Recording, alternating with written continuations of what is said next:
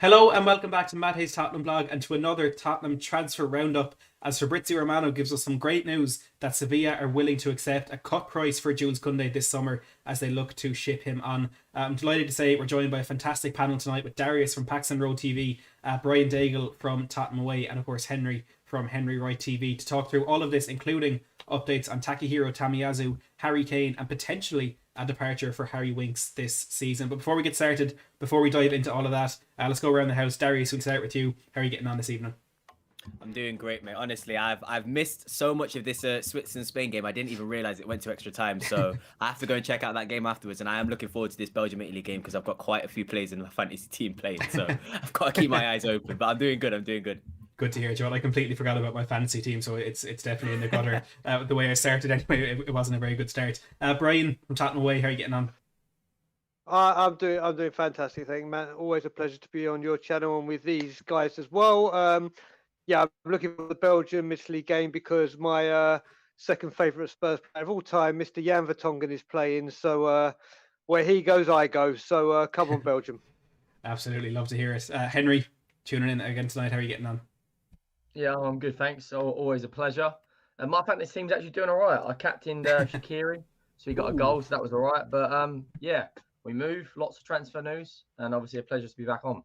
A pleasure to have you on, Henry, and same to all three of you. We got some regulars in the live chat. We have a few channel members, and Dan Davenport, Mark Woodland, and Christopher W. And we got Romario, Niall, Fabio, Risky Void, Alric Short, Robin, and Matty's football channel in the live chat as well. Please do hit that like button on the stream if you're happy with the Jules Kounde news. Subscribe to the channel as well if you are new, and all these lads' links will be down in the description below. So do make sure to go over and subscribe to their YouTube channels as well. But without further ado, we might as well dive straight into things. And we had an update from Fabrizio Romano last night on his Twitch channel with regards to the future of Jules Kounde. He has confirmed that Tottenham remain in contact with Kounde's agents and Sevilla are willing to sell for 45 to 50 million euro, which is about 39 to 43 million pounds. Darius, he's a player who's attracted a lot of interest from a lot of clubs around Europe, and he's potentially Tottenham's number one target. How do you see this one playing out? Do you think we'll get him, and do you think he'd be a good signing?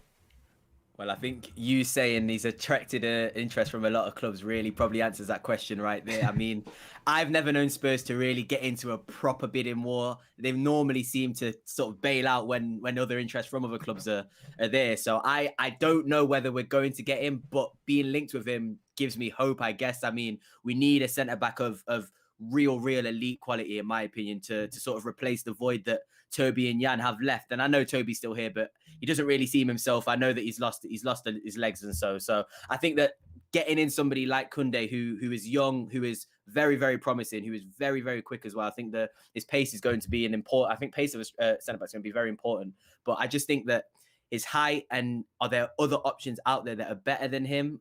I don't know. I personally would say Skriniar is a much better option for us in terms of the Premier League fit and everything. But when you say 39 to 45 million pounds and you've got an opportunity to sign somebody of this quality, it's not like it's a bad choice to make, even if you give that money, because I believe that somebody of his age and his quality is only going to get better. So you'd probably be able to make money off of him thinking that sort of way if you were to get him. So I would say obviously go in for him, but I really don't see Spurs getting into any sort of bidding war, especially at a price like that. I think a lot of clubs will be in for it.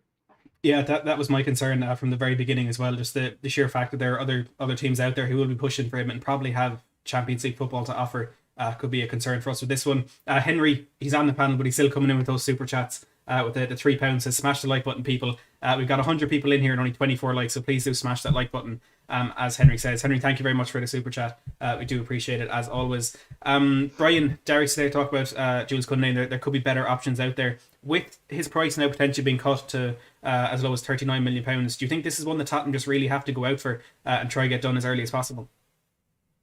Well, with a fee of £39 million, that means expect to bid a 17.5 plus a packet of Doritos to be the starting, and we'll work our way up. Listen, I don't. Full disclosure, I don't know a lot about him. What Daniel Levy has done to me is I've lost not my love for football, but I can only better watch Tottenham, and that's a stretch. So when it comes to European football, I really have lost my way a bit. But after hearing your stuff, and you're the go-to guy, Matt. It's not Sky Sports News anymore. It's Matt Hayes TV. That's for damn sure.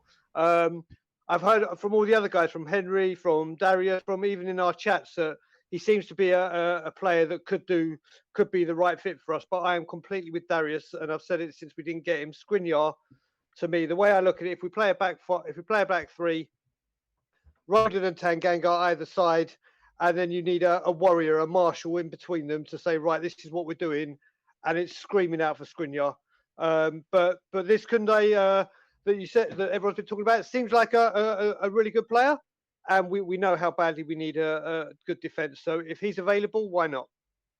Absolutely, agree with you on that one. And Henry, I suppose I'll bring the same to you with the Alderweireld news that we will come on to a bit further down the line. I said in my update this morning that maybe now that we're missing Alderweireld, perhaps our centre back targets are going to shift towards some players with more experience. So a player who could potentially take over that Alderweireld role, despite his young age and his only really 2-3 years experience at the top level of football. Do you think Jules Kounde could be the man to step into that position, or do we probably need a Skriniar and maybe an Anderson on top of him?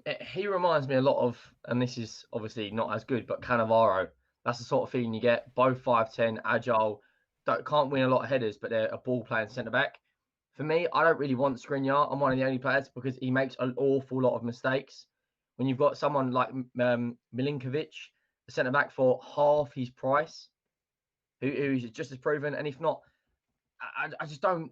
He's available for 54 million or something, or 51 million. That's without add-ons, clean sheet bonuses, goal bonuses. So you're probably looking at a region of 60 million pounds. We're not going to pay that. There's no way in a million years we're going to pay 60 million pounds for a centre back, considering we are in not the Nations League, the conference, whatever it is. I can't remember what it's called.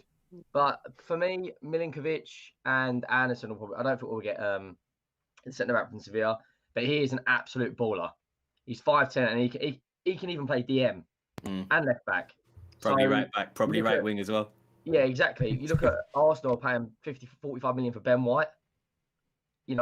It's a much better option. Obviously, you've got to remember English tax.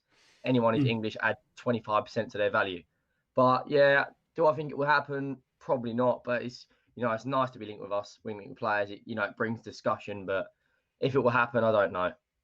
Yeah, I think I'm in the exact same boat as you with that one. It just doesn't seem as though it's a realistic one for us right now. A more realistic one is Takehiro Tomiyasu, who we'll get onto in a sec. But Shane Fleming coming in with a £5 super chat. Shane, thank you very much for your support. I do really appreciate it.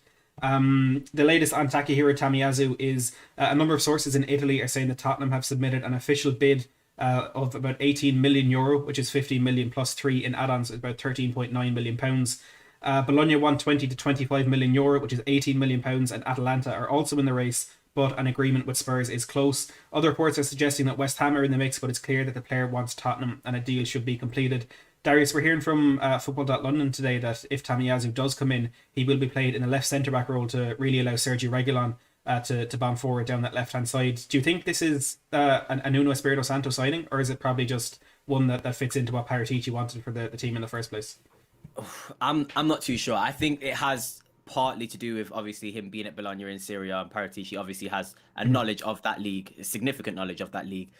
I'm not going to front. I'm not going to be somebody who pretends to know players. I've never heard of Tomiyasu before these links came up. I'm not going to say that he's ideal for us, but again, someone who's 21, 22 years old, you buy for 15 million euros, you can see him getting better. And I shouldn't really say this, but any player who's linked with Atalanta is going to have some sort of talent or going to be able to develop themselves, because every single player that they're linked with or they sign seem to develop into amazing talent. So it's good to see us being linked with players like that, but I don't really see how he fits in a left centre-back role if his positions are right centre-back and right back, or a centre-back and right back.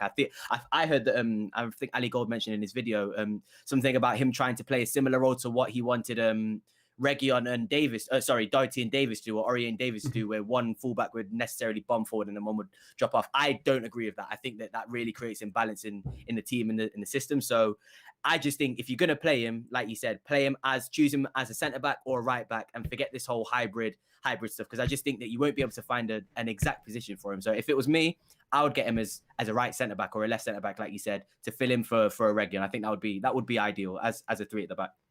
Yeah, we've Fabio here in the live chat as well saying Tomiyasu is class, and the versatility that he offers, I think, is something that is extremely important and could be a thing that really pushed us towards making that signing. He played 31 games in the league last season, 16 at centre back, 13 at right back, and 2 at left back.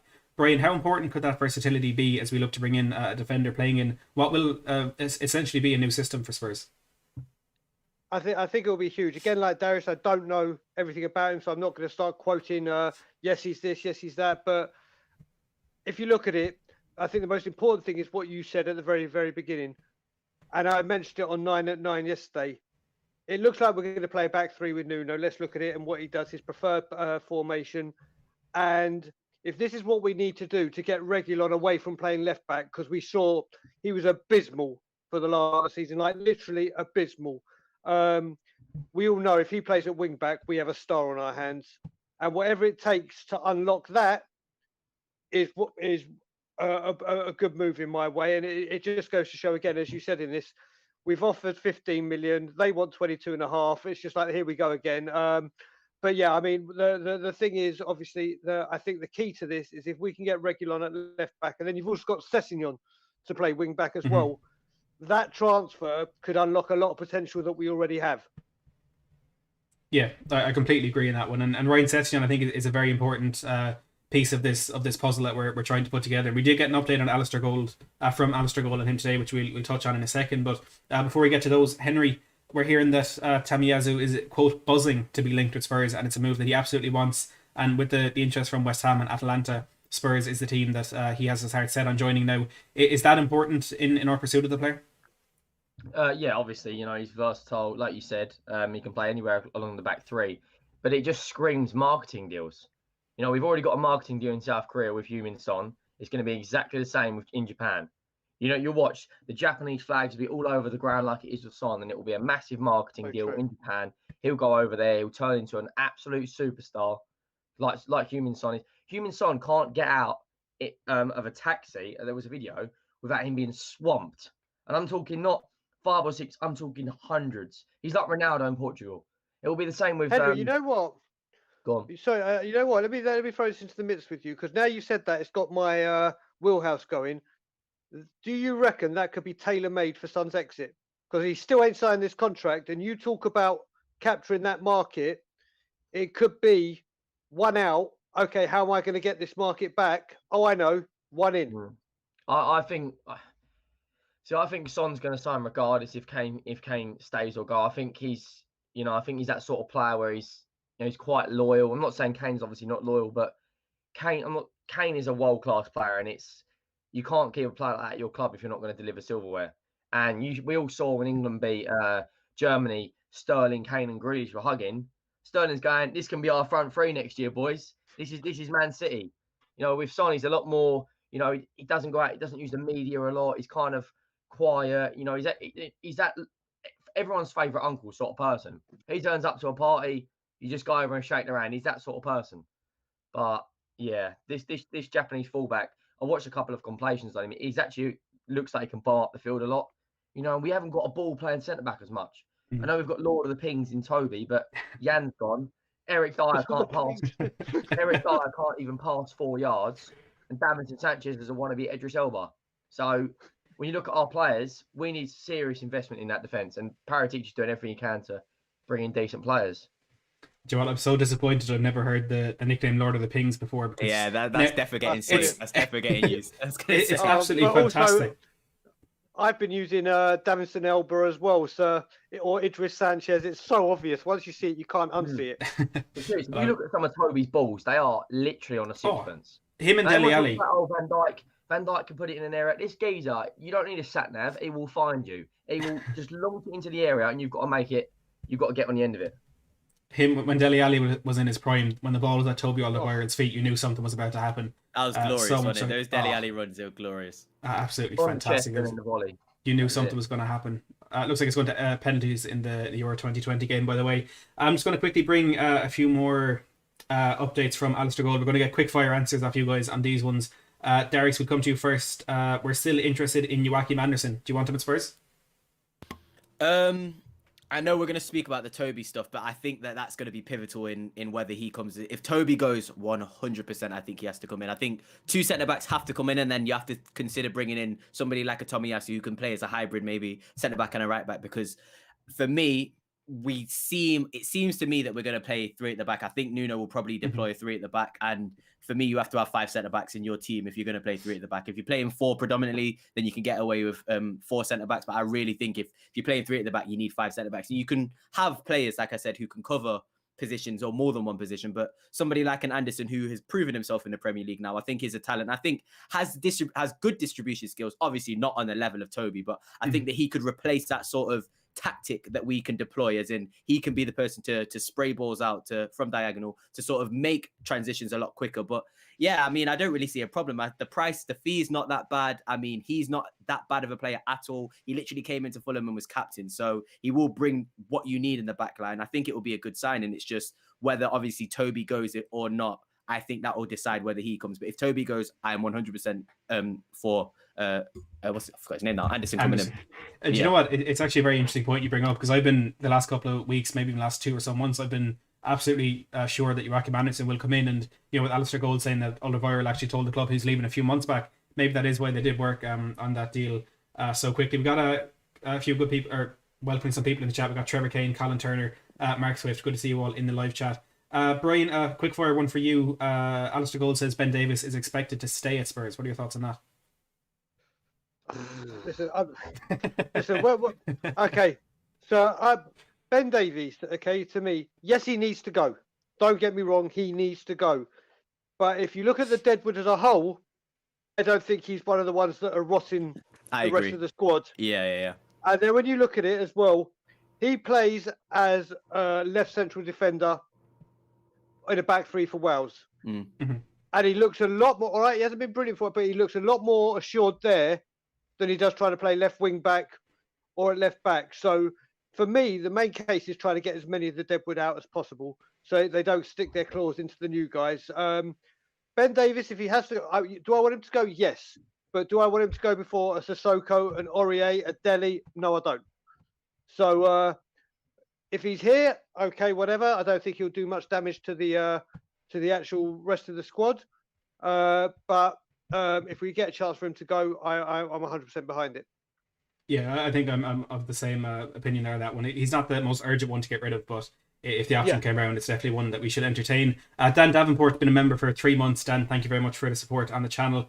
Henry, a quick fire one for you. I was trying to pick one here. The club, according to Gold again, Tottenham expect a decent fee to let Davinson Sanchez or Eric Dyer go in order to be able to reinvest that into the squad. How stupid do you think it is if they're expecting a decent fee for either of those clowns?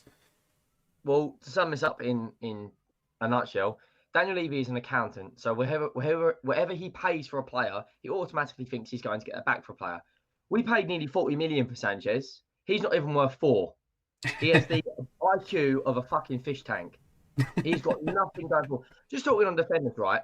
We're talking about buying this, buying that. We've got Joe Rodon, who is Wales' best defender, and put his body on the line for absolutely everything. There's a reason Davies looked good.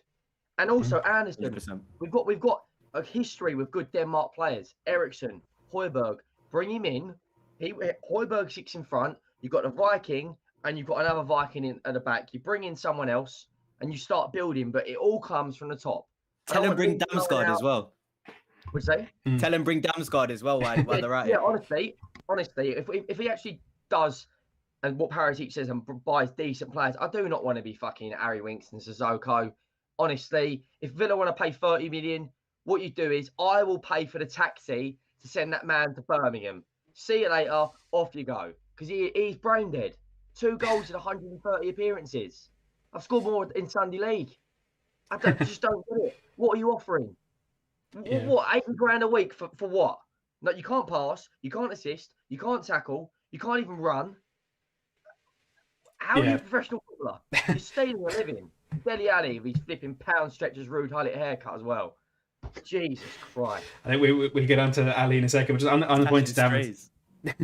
On the point of Davinson Sanchez, the best way I can put it with him is he scored twice in the FA Cup against Everton and was still the worst player on the pitch. He really is a lost cause. And I just don't see what we saw in him from his time at Ajax.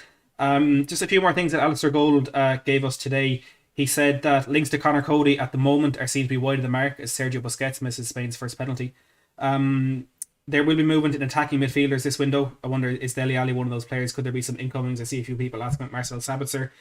Joe Rodon is expected to feature more. A decision will be made on Ryan Sessegnon. Real Madrid are not in for Sergio Reguilon. As of yet, they haven't made it known if they will be going for him this summer. But some big updates from Alistair Gold today. But what we do want to move on to now is the biggest news of the day, and that is with regards to the future of Lord of the Pings, as Henry has dubbed him, Toby Alderweireld.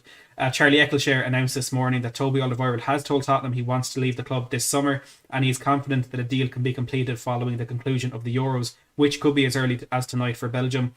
His hometown club Royal Antwerp are interested, but any deal may be difficult to manoeuvre despite Tottenham not wanting to stand in the defender's way. Darius, he's been an incredible servant to the club, regardless of what could be said about his last 12 or 18 months. But what's your thoughts on the news that Toby Alderweireld could be on his way out?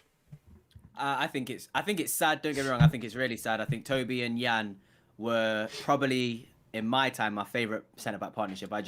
They were completely dominant at one stage. I mean, I remember that season where we went unbeaten at White Hart Lane, and they were just unreal. So it's gonna hurt me seeing him go. But for me, it's, again, like I said, and I'll say what Brian said as well. I think he's not on the list, high on the list to go, but if you can get a good free for him, and then you can guarantee you're going to bring in somebody like an Anderson and a Kounde or Skriniar, then I'm not going to be against Toby going, because I really do believe that agility is so key in defensive line in the Premier League now. Every single forward player in the Premier League, in a good Premier League attack, has got one very fast player. And I just think that Toby's legs you can see now that obviously his distribution is going to go nowhere, but his legs have really gone, and it's really hurt him. And I don't think that it's reflected him as a player still. I think he's still got a good 3 years in him at a club like an Antwerp or something, and he could still probably be playing in Europe at a club like that as well. So I think that Spurs are right in what they're doing, and to not really block any opportunity. I think if a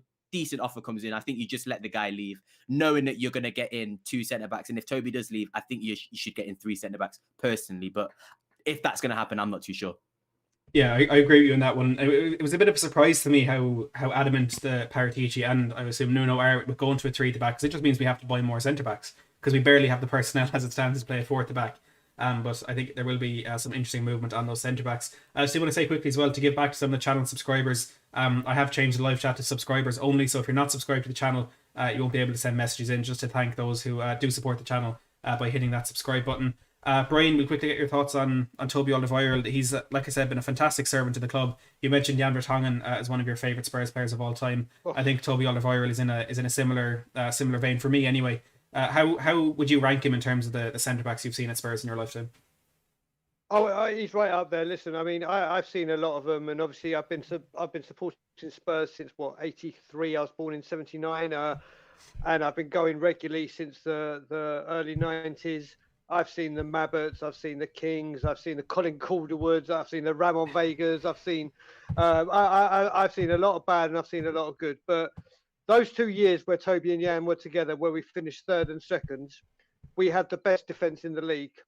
That, when you look at defensive partnerships in the Premier League, I know they're only at that 2 years, but you are looking at 2 of the finest together as a unit. And it's got to the point now, and you look at it with Dembele. Dembele had to leave the Premier League. He said his body just couldn't take it anymore. And Toby's been feeling like this for a little while because of Poch out and whatever's happened. Listen, he has been a phenomenal servant to the club. It is apparently, as you said in your video, it's his hometown club, Royal Antwerp, that maybe listen, if it's Royal Antwerp, it's his hometown club. Let him go, get him off the wage bill. It clears another foreigner up. And like I said, and the most important thing, which I commented on your video this morning, once again, it is just the bloody timing of this announcement, which they've probably known for a little while, but it's come out 2 days after a manager, the day that Belgium are playing in the. It's like, what is going on? He will be a sore loss, but like you said, his legs unfortunately can't take it. I really wanted him to be able to stay behind in like some kind of coaching capacity, but if his decision is to go home, then Toby, thanks for all the service and everything you've done, and obviously you go with my total blessing and admiration. Absolutely, I echo that. You know, I think that there's not many players at any football club you could see them move on and see them move on with happiness despite what they've offered to the club. I think Jan Vertonghen and Moussa Dembele and Toby Alderweireld or Belgian bunch certainly fit into that bracket. Henry, as Brian alluded to there, Alistair Gold said this morning that as far as he knows, Toby Alderweireld told Spurs he wants to leave quite some time ago. Do you think his performances towards the end of the season were impacted by that? And also just your general thoughts on his imminent departure as well. Yeah, I mean, I saw a lot of reports. Apparently, he wanted to leave in January, but obviously due to injuries. I mean, yeah, he's a fantastic centre half. I'd probably say he's probably definitely top 3, top 4 we've had in the Premier League. I mean, for me, my favourite centre back I've had in the Premier League is Ledley King.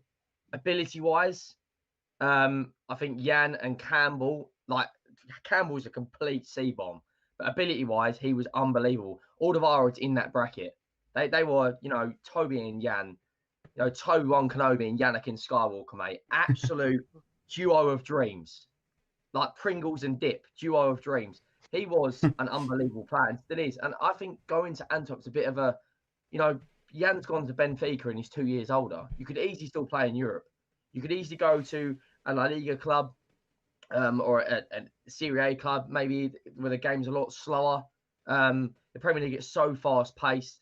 Every week you're coming up against, pace merchants, Aubameyang, Salah, Mane, Son, obviously in training and stuff. But, we clap him. He deserves to go. I think how long has he been here? 8 or 9 years? Something like that, 7 or 8 years. He's done amazing. I think it was 2013 or 2014 that he came in. He's been, again, a fantastic servant to the club. Spain have just beaten Switzerland, by the way, in one of the worst penalty shootouts I've ever seen. It's finished 3-1 to Spain. Big time. Oh, it was absolutely shocking. How many penalties were scored? Is it that bad? 4 scored 1 and missed the next 3. There was 4 scored and 5 missed across the two teams. It was absolutely shocking. I'm watching that. Almost as bad as Tottenham's defence last season. Another player that we never want to talk about. We never want to discuss what the future could hold for him. But it is Mr. Harry Kane. Duncan Castle said yesterday that Harry Kane is still pushing for a move away from Tottenham this summer, and nothing has changed since his public statements. But Fabio Paratici is insistent that the player will remain at Spurs this summer, and Fabrizio Romano, the latest from him, is that Tottenham are still saying Harry Kane is not leaving the club. They are convinced they can keep him. Let's see what happens after the Euros and see what Harry Kane focuses on. Now, I'm hoping England's Euros come to an end tomorrow night against Ukraine. They probably won't. But Darius, Harry Kane, no problem. Harry Kane, do you think he'll be a Spurs player on the 1st of September? No, I've been so on the fence with it. I don't know. At the moment, if we're doing percentages ratios, I'd probably say I'm like 40% he's going to go, 60 he's going to stay. The only reason I say that is because the guy is so trapped in his contract. He's in jail, basically. Like he does not control his own destiny. And at the end of the day, there's a price set on his head. Daniel Levy wants a certain amount of money, and if he doesn't get it, he is in no position to say, yeah, Kane, I feel sorry for you. You've been a great loyal servant to the club. You're the second highest goal scorer. He's not going to do that. He's not going to do that. So at the end of the day, I don't feel sorry for Kane that he's in the situation that he's in, because he signed a 6-year contract. But at the same time, I understand that why he wants to leave, and I understand the fact that he wants to leave. I just don't see how it's possible unless the money that Daniel Levy wants, or the correct pay package, I don't know, players plus money, which I don't think will happen anyway, is going to come through. So it's one of those. I just think that if City stump up the cash, he will go. If City don't stump up the cash, he won't go. And it's pretty simple. That's how I think it will go. Yeah, again, I 100% agree with that. It's purely down to Manchester City, and well, whether they can afford it is the first question. But if they can, if they'll be willing to pay that money. Brian, the latest kind of numbers we're hearing is that Spurs want £150 million plus a player, which is an exorbitant amount of money for any footballer. And with Manchester City getting Jack Grealish as well for potentially for £100 million. Do you think this Tottenham price tag is them trying to get their money's worth, or is it simply a way of turning City off any potential deal? So here we go. Right, here we go. So so basically, I've been quite active in the chat with this today, and Darius will know I've been talking about it. He's going 100%, and I feel very, very sorry for Kane. Very sorry for Kane. Yes, he's tied into this contract, but he signed this contract on the agreement that certain criteria will be met. Yeah. I will stay at the club if this happens, if this happens, if this happens, if I do this, if I do that. Harry Kane has delivered everything he said he would, apart from scoring in a final, but he's been injured for 2 of them. And the thing is, if it wouldn't have been for his goals, we wouldn't have been in that final anyway. He has more than delivered, only to see managers players, and everyone else lied to. That he is 100% in my eyes gone before the 1st of September. What do I think the fee is going to be? As I said, I think it's either going to be 150 million and a player is what he wants. What I think he's going to settle for, because we know he does this, will be around 150 million straight up cash, like no installments. Here you go, give it. You've got the money, or around 125, 120 plus a player. Let's say Laporte, just for a name. And I think that's what's going to happen. But what I'm really worried about happening is either one or two things. One, he does this like on August the 30th or 31st, where it gives us absolutely no time. I.e. Berbatov, Fraser Campbell thing, or he's going to be a real clever, manipulative bastard that I know he can be, and he's going to take it in installments. And then because it will come in installments, he'll say, oh, well, yeah, we're getting this money, but it's not coming in one block. We can only spend what comes in. And that means we can't go out and do what Liverpool did with the Coutinho money. He's 100% gone in my eyes. And if he's gone, like I said, I mean, whether we all think he's going or not, if he does go, there's not going to be we're all going to be sad, but we will not be Sol Campbell levels pissed off with him. In fact, he will go with me going like this to him. Well done. You don't deserve this because you have delivered every single thing you would say, and you do not deserve this. I've been saying that from minute one in this entire situation. I mean, there are people who are really upset about the way he spoke out against the press or spoke to the press, which may not have been the best way to go about it, but my God, this man has given everything to this football club. He's given the best part of his career to a club that time and time again has failed him, lied to him, and simply let him down. He is one of the best players we've ever seen wear our jersey. For me, one of the best players we've ever seen grace the Premier League, and he deserves a lot better than us, which, again, I'm a Spurs fan more than I am a Harry Kane fan, but you do have to just hold your hands up and say... You can admit that though, can't you? You really can admit that though. Absolutely, you really can, and he'll have my blessing if he does go, and whether it's Manchester City or a team in the continent, he definitely deserves something better. Henry, Brian there alluded to the fact that, you know, it's typical Daniel Levy. We could end up with this deal done on deadline day, but what we have heard is Daniel Levy won't let this deal happen before the game against Manchester City. If we're going to let him go, if that money is going to be reinvested, surely we'd want to get it done as quickly as possible so that we can reinvest that money and get players in before the season starts. This whole Man City game is just a load of BS, because if he joins Man City, he's going to play at the Tottenham Hotspur Stadium regardless at some point. So what is? Oh, he can't do the first game of the season. You know, what do you think he's going to score and do an Adebayor and run down the end of the pitch and celebrate in front of the fans? He's not that sort of player. However, Harry Kane, in my eyes, is not worth 150 million. I do not care what anyone says. He has 3 years at his absolute peak before he reaches his 30s. Haaland is 20, right? Matching Kane's goals to numbers, albeit in a worse league. He's worth 150 million because he has longevity on his side. He's got 8 or 9 years where he could get probably above Kane's level because he's an absolute freak of nature. He's a genetic freak. Have you seen the size of the geezer's quads? Quadzillas, mate. Mbappe, longevity on his side. Kane has the only thing that Man City will go, is he worth breaking the back? Man City do not spend over 65 million for a player. Not for Diaz, not for Stones, not for Walcott, not for Mendy. So they'd have to absolutely break the bank. Daniel Levy is not going to get 150 million and a Man City player for Kane. Which Man City player is going to leave a Premier League winning side to join us? Do you think Raheem Sterling's going to do it the way he's scoring goals for England? He's got the whole nation on his back. He gets racist abuse. He gets slandered every day in the papers, right? He's carried the nation on his back and stepped up. He's not going to leave. Laporte is in a semi-final of a European Cup with Spain. He's not going to leave. And the Brazilian Darren Bent, Gabriel Jesus, I don't even want him. You can stay well away from this football club. The only situation we've got is if they're coming for 150 million, you cannot count on this board to spend the money like Liverpool did in the right areas, go and buy a world-class goalkeeper and go and buy a Viking of a centre-half. We will end up doing is buying 2 players that look like Harry Winks. There's so many players in that academy that we can bring up and use Kane to help us. Dane Scarlett, King Dane, Malahi Walcott, who's an absolute baller of a centre-back. You know, I can't remember the other guy's called as well. Divine. Yeah, Divine. Alfie We've Divine. got so many young, talented players in that academy that we need players like Kane to go, right, you know, do little one-to-one sessions with Scarlett. You bring a player in, you drop your shoulder, and in the bottom bins. But if he goes, I tell you now, we will finish bottom 10. I put a serious amount of money on it. We're not going to get up there. You take away his goal contributions, we only finished 17th last year. We That's an survived. Henry, you know what I was great. talking about yesterday? Someone asked me a question when I was on Tommy's on Spurs Zone TV, and a question came in that if you think about it, we've already lost Bale's 16 goals, so that's 16. Yeah. If Son was to go, that's 17 or 20 odd goals, and if Kane goes with him, you're looking at like 70 odd goals out of the team before I even start talking about assists. There you go. It doesn't surprise me. And what we'll do is we'll bring through Dame Scarlett. We'll go and buy someone like Carlos Vinicius, who gets about as much play time as my 6-year-old nephew, right? And we will be sitting here. And what's the point? What is the direction of this football club? That was the thing. I don't want to keep going back to this, but we're this close to signing Conte. Conte could have kept Kane. He said, "This is what I just want a league title with Inter Milan. Look what I've done with Lukaku.